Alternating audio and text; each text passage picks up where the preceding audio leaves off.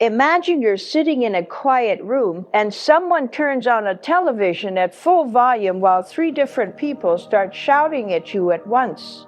In that environment, you couldn't hear a whisper, even if it was coming from the person sitting right next to you. This is exactly what we do to the Holy Spirit when we fall into the idolatry of information. We live in the most connected era in human history, but we are spiritually disconnected because we have replaced intimacy with God with information about God. Most Christians today are starving for a touch from the Spirit while their heads are stuffed with theological data, podcasts, and social media clips. We have become a generation that prefers content over connection, and this behavior is a massive barrier to the movement of the Spirit in our lives. The Holy Spirit is not a search engine, He is a person, yet we treat Him like a database. We spend hours scrolling through short-form videos of preachers telling us how to live, but we won't spend 10 minutes in the secret place asking the Spirit to actually empower us to live that way. This creates a dangerous spiritual state called intellectual pride. When we accumulate knowledge without the power of the Spirit to back it up, it puffs us up. We start to feel spiritually mature because we know the right Greek words, or we can argue about end times prophecy, but our hearts remain cold. The Spirit of God is attracted to humility and hunger, not to a library of facts.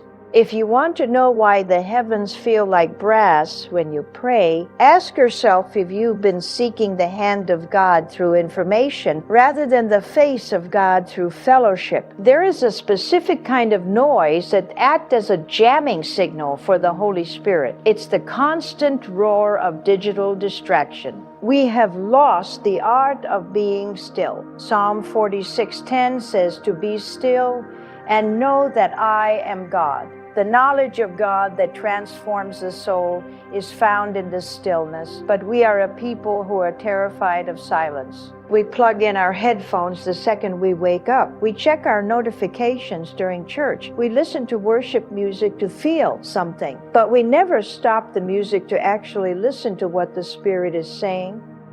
The Holy Spirit often speaks in a still, small voice, just like He did with Elijah.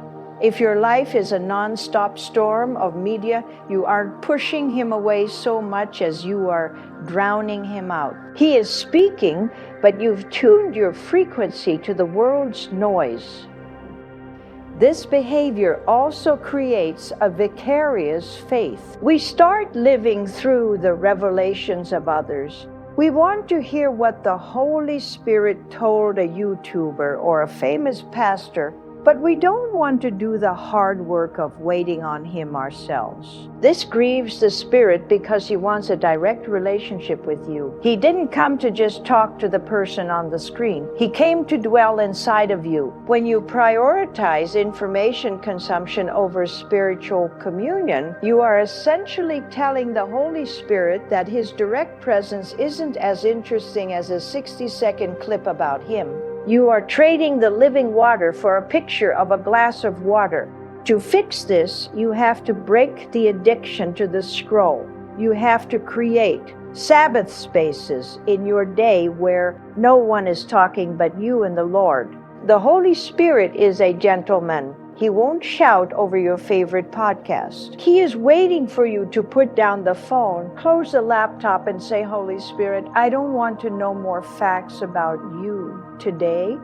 I want to know you. The moment you shift from being a consumer of Christian content to a seeker of God's presence, the atmosphere changes. You'll find that a single word whispered by the Spirit in a moment of silence is worth more than 10,000 sermons listened to in a state of distraction. Stop studying Him like a subject and start loving Him like a father. Next, we have to look at a behavior that is even more toxic, something that acts like a poison in the very veins of our spiritual life. The retention of bitterness. If information idolatry silences the Spirit, then unforgiveness completely blocks Him.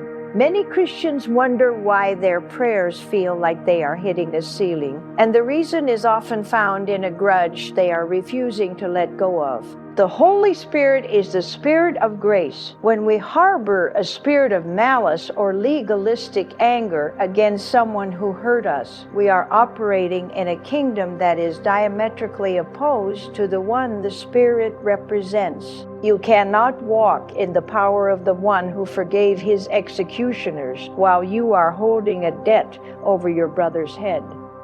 Think of your soul as a temple.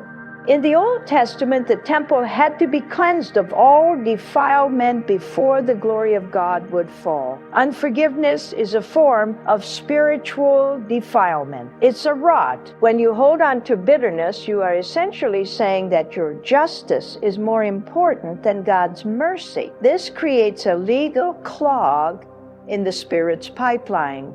Matthew 6 is very clear. If you do not forgive others, your Father will not forgive you. This isn't just about legal standing, it's about flow. You cannot receive the current of the Spirit's peace if you are acting as a dam that stops the flow of mercy to others. You become a stagnant pond instead of a running river. The Holy Spirit is also the comforter, but He will not comfort you in your sin. He will convict you of it. Many people mistake the silence of the Holy Spirit for His absence, but often He is silent on new matters because He is waiting for you to obey Him on an old matter. He might have told you months ago to forgive that person, to drop that lawsuit, or to stop talking behind that family member's back. If you haven't done it, why would He give you a new word?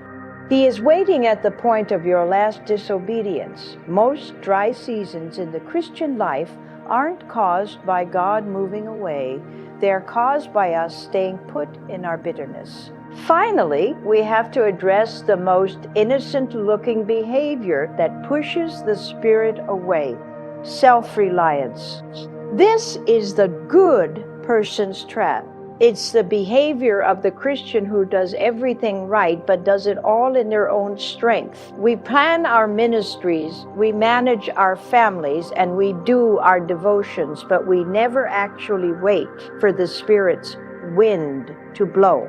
We are like sailors trying to row a massive ship across the ocean with tiny oars, while the Spirit is the wind waiting to fill the sails. We exhaust ourselves, burn out, and then wonder where God is. The truth is, the Holy Spirit will let you try to do it on your own if that's what you insist on doing. He is a helper, but He won't help someone who thinks they are the master of their own destiny. If you want the Holy Spirit to move, you have to admit you are powerless. You have to move from working for God to working with God. This requires a total surrender of the ego.